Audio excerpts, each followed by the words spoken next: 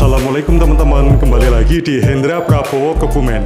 Bawang putih dikenal lama sebagai salah satu herbal yang kaya manfaat. Pemanfaatannya sebagai terapi herbal sudah lama diketahui oleh sejumlah ilmu kesehatan kuno, mulai dari Cina, Yunani, India, hingga pengobatan tradisional Indonesia.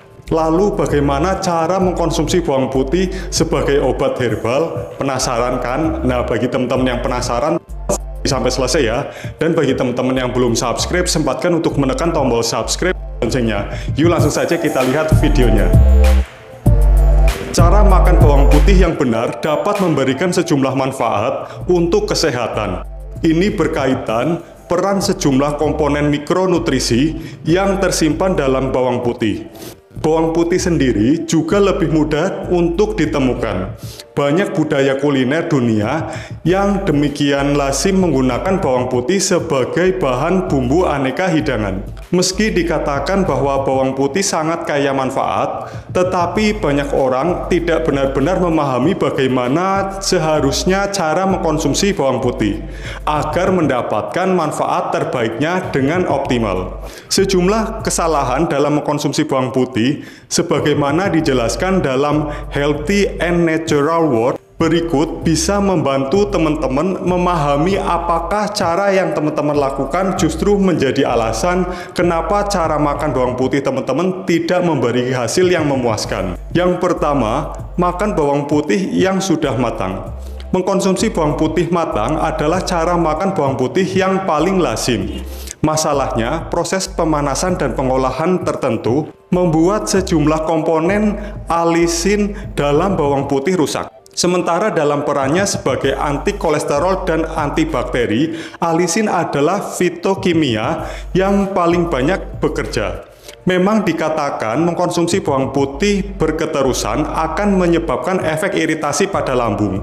Dan untuk mencegah efek ini, teman-teman bisa memanaskannya dulu untuk menurunkan aspek penyebab iritasi dari bawang putih. Untuk teman-teman pahami, unsur penyebab iritasi pada bawang putih sebenarnya adalah alisin. Yang kedua yaitu makan bawang putih yang sudah layu. Bawang putih layu bisa teman-teman cermati dengan melihat daging dari bawang putih itu sendiri. Bawang putih yang segar akan nampak lebih keras dan renyah. Kadang teman-teman bisa jumpai semburat hijau di sisi tengah yang menandakan bahwa calon bibit masih bekerja. Yang ketiga yaitu mengkonsumsi bawang putih kapsul atau pil.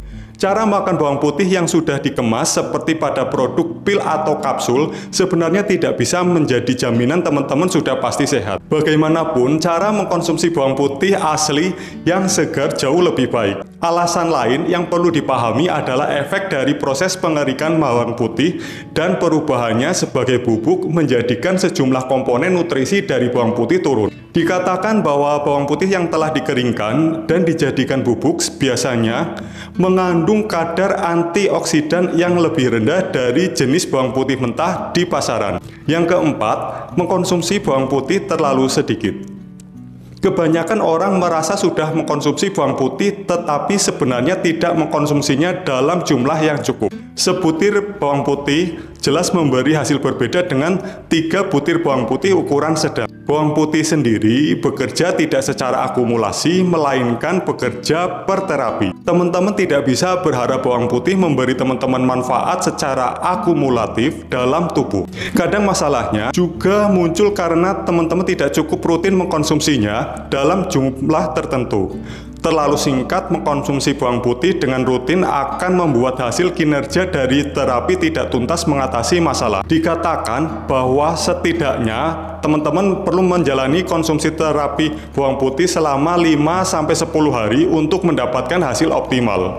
Setelahnya teman-teman disarankan mengkonsumsinya harian dalam dosis kecil untuk perawatan. Yang kelima yaitu tidak memadukannya dengan pola makan sehat. Bawang putih bukanlah tanaman dewa yang akan bekerja dengan ajaib mengatasi keluhan teman-teman begitu teman-teman mengkonsumsinya.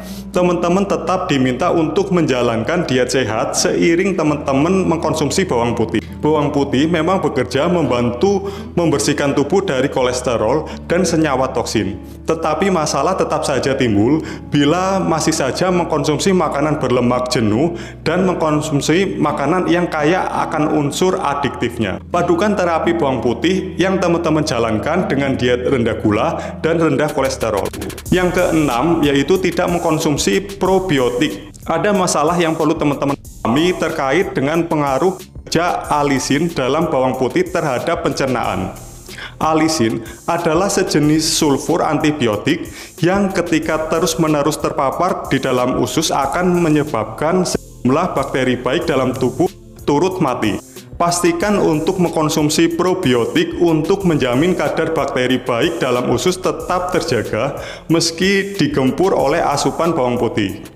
Yang ketujuh, mengkonsumsi bawang putih saat perut kosong. Catatan penting lain tentang cara makan bawang putih yang perlu teman-teman pahami, yaitu efek korotif atau kemampuan mengiritasi memang terdapat dalam bawang putih dan karenanya kadang mengkonsumsi lebih bisa memicu efek iritasi pada lambung pada usus.